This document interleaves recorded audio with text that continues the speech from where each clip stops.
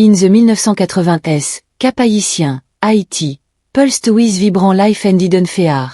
Amid political ufeaval, economic struggle, and the of vaudou ceremony, a peculiar tel began to spread. It was a story of a deer boy with short, tightly coiled black hair, en oval face with a cheekbone, small broad nose, glowing golden eyes, wearing a pristine white cotton shirt and knellant white short, barefoot, riding a gleaming white horse through the city's narrow streets and rural paths. No one could pinpoint when the whisper began, by the mid-80s, from a cap to the outskirt of Milo, people spoke of a Samary sight. This boy astride a horse that seemed to shimmer under moonlight or blaze in the midday sun. His face was youthful but distant, some saying it glowed faintly, other claiming his eyes burned gold like candle in the dark. The horse moved silently, ets of barely touching the earth, some team appearing to glide over cobblestone order to try. Dogs barked wildly, chickens scattered, and the air grew heavy with unease whenever the boy passed. The deer boy with short, tightly coiled black hair, en oval face with a cheekbone, small broad nose, glowing golden eyes, wearing a pristine white cotton shirt and knellant white short, barefoot, appeared without warning. A 42-year-old man with short, coarse black hair graying at the temple, lean angular face, medium hooked nose, dark brown eyes, wearing a worn blue cotton shirt with rolled up sleeve, faded khaki knellant rosé, and a Fred straw hat swore et saw him riding along a shore at down, the horses of skimming the wave. A 35-year-old woman with black cornrow tied into a bun, round face with prominent cheekbone, broad flat nose, deep brown eyes, wearing a faded floral dress, white apron, colorful headscarf, and leather sandal claimed galloped through her fields near Vertier at dusk, leaving no tracks. In the heart of a city, a 28-year-old man with a shaved head, square jaw, white prominent nose, dark brown eyes, wearing a faded yellow polo shirt, brown trousers, rubber slipper, and a woven wristband at Marché Cluny whispered of glimpsing him at midnight, waving through a locket tight with iron gates. Those who saw him spoke of a chill that settled in their bones, a sense of being watched by something ancient. In Cap Haïtien Church and Vaudou Temple, the deer boy with short, tightly coiled black hair, en oval face with a cheekbone, small broad nose, glowing golden eyes, wearing a pristine white cotton shirt and knellant white short, barefoot, sparked endless debate.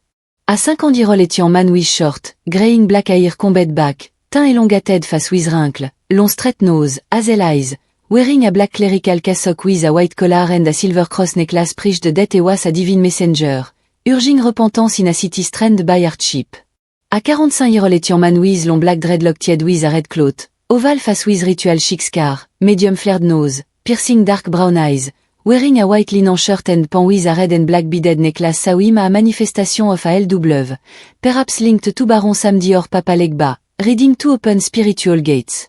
A 68-year-old woman with grey coiled hair in a blue headscarf, hat-shaped wrinkled face, small upturned nose, cloudy dark brown eyes, wearing a muted green dress, white apron, and cloth slipper whispered was a harbinger of judgment, appearing before flood, fear, or sudden death.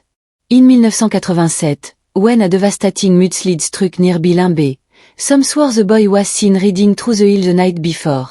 En 8-year-old boy with short, unevenly cut black curl, round chubby face, small button-like nose, bright dark brown eyes, wearing a loose red t-shirt, patched denim short, barefoot, was caution to avoir wandering after dark, especially near the old citadel or abandoned sugar plantation, where the boy was said to linger.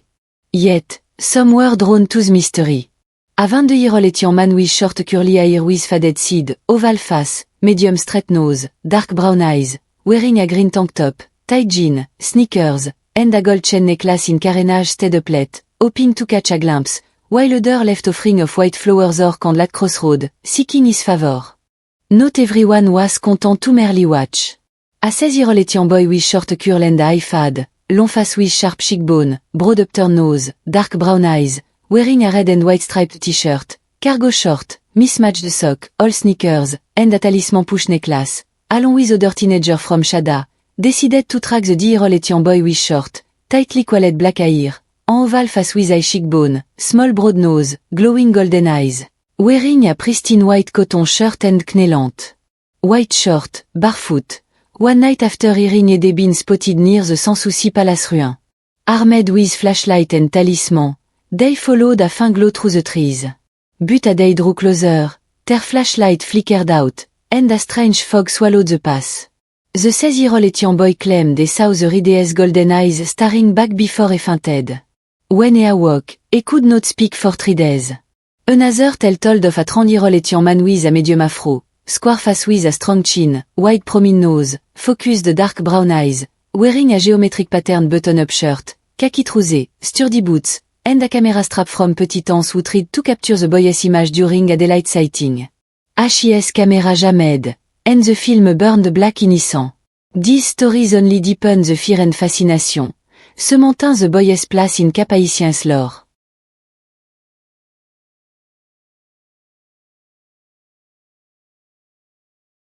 By the late 1980s, the dear-old boy with short, tightly coiled black hair, an oval face with a cheekbone, small broad nose, glowing golden eyes, wearing a pristine white cotton shirt and knee-length white short, barefoot, had woven himself into Haiti's spiritual tapestry, spoken of alongside figure like the loup-garou or Tijan Petro. He became a symbol of mystery, a reminder of the unseen force that shaped the Islandese soul.